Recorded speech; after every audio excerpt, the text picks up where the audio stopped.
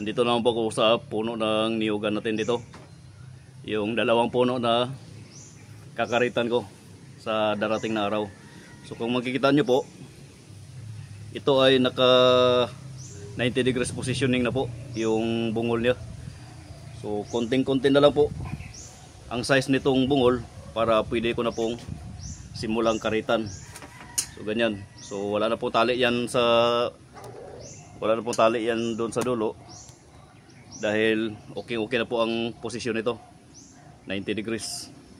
So kunting panahon na lang, kunting araw na lang ay pwede na po itong simulan. So sa ganun po ay simula na pong magkakaroon tayo ng tuba o makapag-harvest ako ng tuba dito. Yan.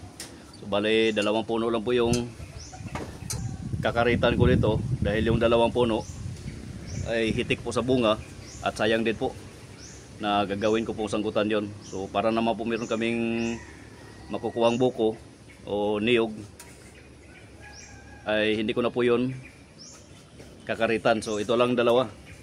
So yung hitik sa bunga ay hindi na po kasali yon. Pero nung una ay itong apat talaga yung kinakaritan ko.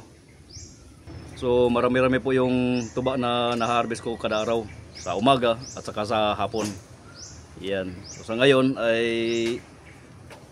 budgeted po yung oras at panahon ko dito, kaya dalawa lang po yung kakaritan ko. Yan. So ganun na po yun mga gaw. So matigas na po yung dito. Yan. So ito naman po ay konting-konti na lang.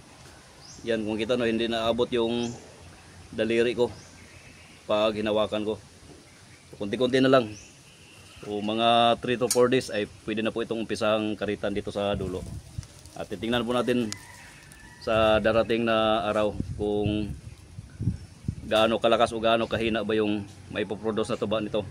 Pero nung una, nung kinakarit ko ito ay malakas naman po.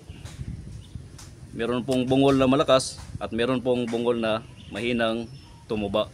So ganun lang po yun. At ito naman po yung pangalawang bungol.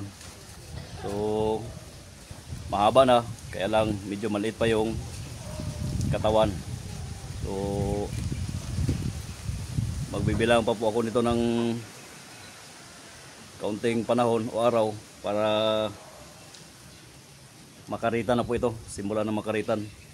So bali magkasabay na po ito mga gaw. Habang pinapayuko ko po ito, yan ay unti-unti po itong lalaki. So hanggang mag 90 degrees na yung level niya or yung positioning niya, malaki na rin po ito. So pwede na pong karitan. So, at ang tuba pala nitong mga puno na to gaw ay matamis po. So napakaganda pong inumin to, lalong-lalo na kapag bagong harvest. So dito naman po sa kabilang puno agaw medyo mataas na. Kaya kailangan ko na pong pumatong dito. Umakyat. Hindi na po abutin ng aking hagdanan. So kaya ngayon ay nandito na naman ako sa Skylab area ko dito. Yan, space station kung tawagin ko dito.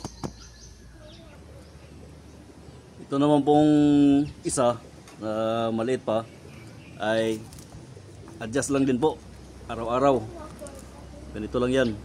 So habang po itong tumataas ay unti-unti pong lumalaki itong bungol na to, itong katawan niya. Bali parang magsasabay-sabay na rin po sila, yung laki niya at saka yung gusto nating makuhang positioning ng kanyang bungol na 90 degrees. Yan. Habang ako'y na dito sa taas ay hindi po kaligtaang humawak para iwas disgrasya na rin po. Yan. Hanggang sa susunod na video na naman po natin. Maraming salamat po sa inyong panonood. Paki-subscribe na lang po. Pahingi na po ng isang subscription dyan. At paki-like na rin po ng video natin. Malaking tulong na po yun. God bless po sa lahat. Ingat po palagi.